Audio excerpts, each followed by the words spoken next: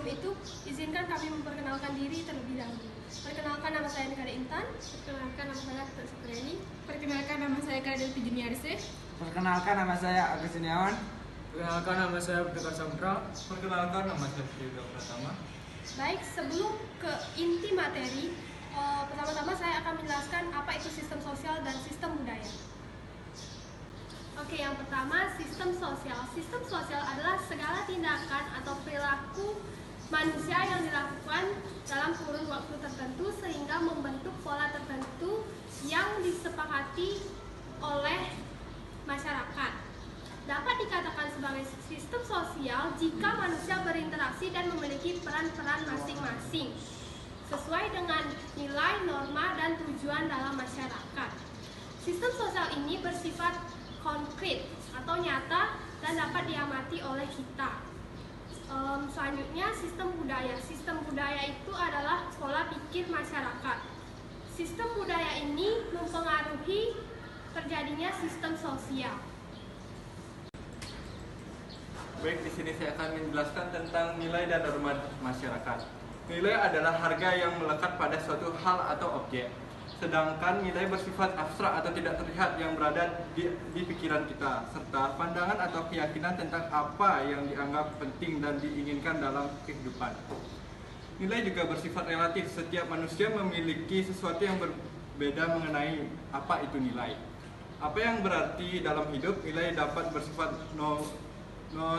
non-motif atau tidak terlihat, yang mengandung harapan sesuatu dengan aturan yang berlaku. Contoh nilai adalah dalam masyarakat gotong royong yang mendorong orang untuk saling membantu dan bekerja sama dalam kegiatan sosial. Di sisi lain, norma adalah aturan atau perilaku masyarakat dalam kehidupan.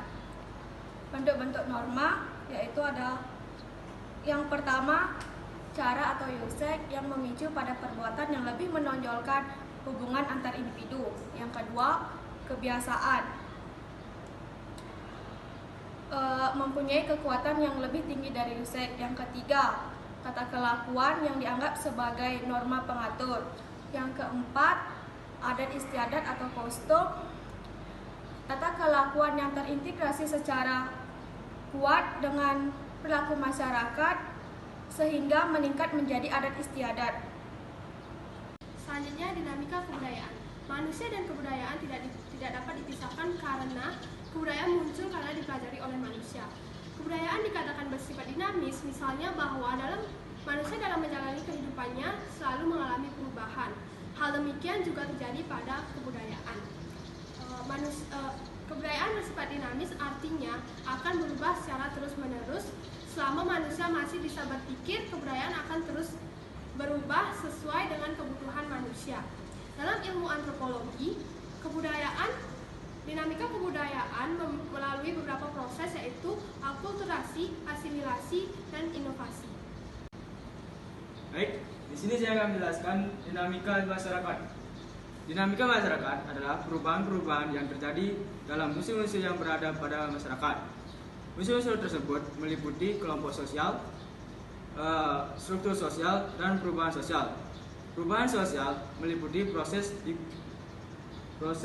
difusi, akulturasi, asimilasi, internalisasi, sosialisasi, dan enkulturasi. Masalah-masalah yang mengganggu sistem masyarakat. Masalah sosial terjadi ketika ada ketidaksesuaian dalam unsur-unsur sosial masyarakat. Masalah sosial dapat melibatkan berbagai aspek kehidupan seperti ekonomi, politik, budaya, dan lain-lain. Enkulturasi dapat didefinisikan sebagai proses pembudayaan yang dilakukan masyarakat dalam menyesuaikan diri terhadap lingkungan masyarakat sekitar.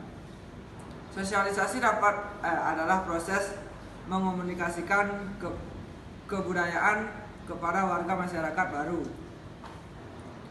Internalisasi merupakan salah satu proses di mana individu belajar dan diterima menjadi bagian dan sekaligus mengikat diri ke dalam nilai-nilai dan norma-norma sosial dari perilaku suatu masyarakat.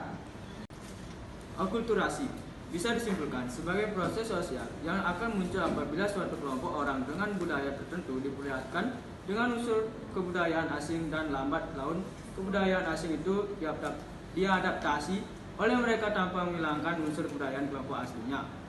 Yang kedua, asimilasi. Berbeda dengan akulturasi, asimilasi kebudayaan terjadi jika suatu kelompok orang dengan kebudayaan tertentu bergaul dengan waktu yang cukup lama dengan kelompok lainnya yang berbeda kebudayaannya juga sehingga menciptakan kebudayaan yang baru atau kebudayaan campuran. Yang terakhir, difusi adalah salah satu bentuk penyebaran unsur-unsur kebudayaan dari satu tempat ke tempat lainnya. Sekian penjelasan materi unsur-unsur sistem sosial dan sistem budaya dari kami. Saya tutup dengan selamat pagi.